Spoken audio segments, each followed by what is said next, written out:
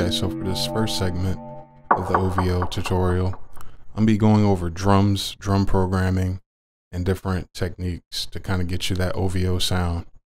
I would argue and say that the drums from those producers involved are probably the most signature sound, or the most, I guess, defining point of that genre of music. Of course, you have the Maschine Master site, which has a lot of stuff. The OVO drums is one. The 46 expansion for Maschine. If you have Maschine, you can just open this up in Ableton and use a lot of the instruments as well as the drum sounds to make your own.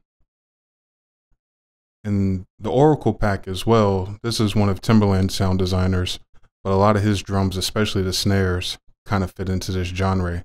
So that's where I would start if you're just looking for the drum sound. For this next part, I'm going to show you these reference tracks that I made that kind of help you get a better idea of what's going on in OVO type of beats.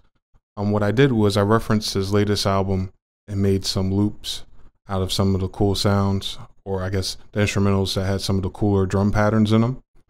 I did this all in Ableton. I just tried to highlight and select the perfect loops from each track.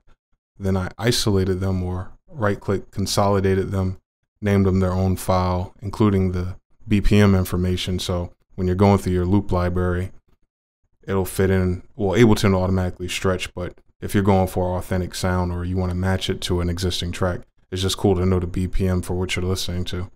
Also, I marked it 120, but if I play it at 120, it's going too fast. Yeah. And the reason for that is that 120 is in double time. And you notice that a lot. A lot of trap songs are starting at 140 BPM because of Fruity Loop's default tempo back in the day, but they're actually 70 beats per minute. So double time is just doubling the tempo or halving the tempo. And what's cool about doing that is you can have a track going really fast, like a house or club track at 120, and then on the bridge, space out your drums and make it a 60 beat per minute track and give it like a trap feel or southern feel to it. So here's some of the clips that I made. Yeah.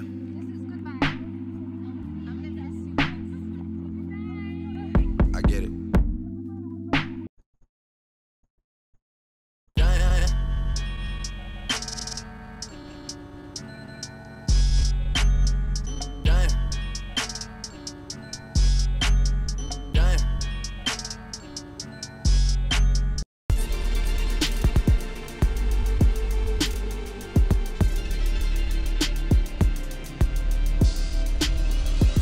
So they could take this flow. A lot of niggas cut the check so they could take this flow.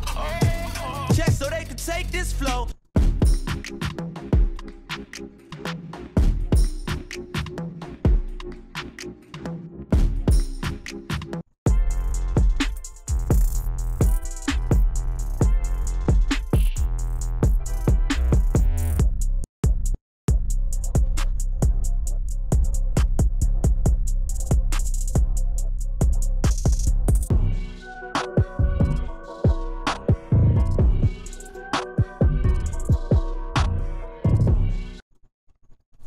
So there's a couple of reasons why you would want to do this. The most obvious reason is going to be as a reference track when you're mixing your track. So when you play something like that, you get an idea of where all the sounds are isolated. So here you can see the kick moving, where it is on the spectrum, versus where the hi-hats or the voices might be. And you're going to notice on this particular album, they all kind of sit in the same level.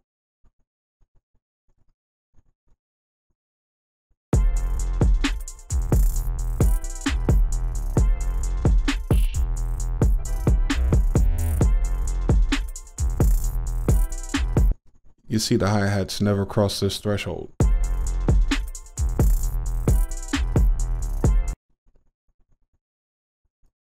So they could take this flow. A lot of niggas cut the chest so they could take this flow. Check so they could take this flow. A lot of niggas cut the chest so they could take this flow. Check so they could take this flow. A lot of niggas. So yeah, it's just a cool reference guide that you can use as you're mixing and putting your drum levels together when you're getting midway or halfway through your track. Another reason why you would create a reference track besides mixing and making sure everything's standing out properly is to use it for groove templates, which is probably very important if you want an authentic sound or groove that the OVO producers have. And it's pretty distinct. It's not quite lazy like you would do with J Dilla or someone who's underground, but you could tell there's a lot of nudging and shifting going on. So all I would do is something like this. I take ones where the transients are really defined. I'd highlight it and drag it over into my groove pool.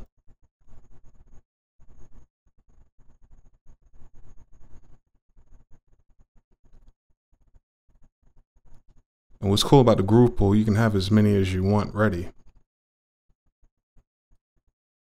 I find that the shorter the clips, the better as far as making groove templates go. So 2 bars to 4 bars should be more than enough.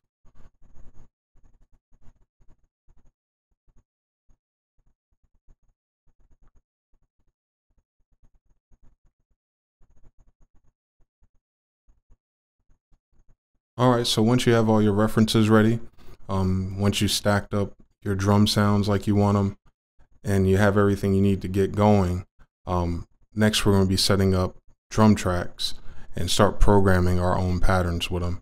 And then that'll take us to the next level as far as where we're going to go after this.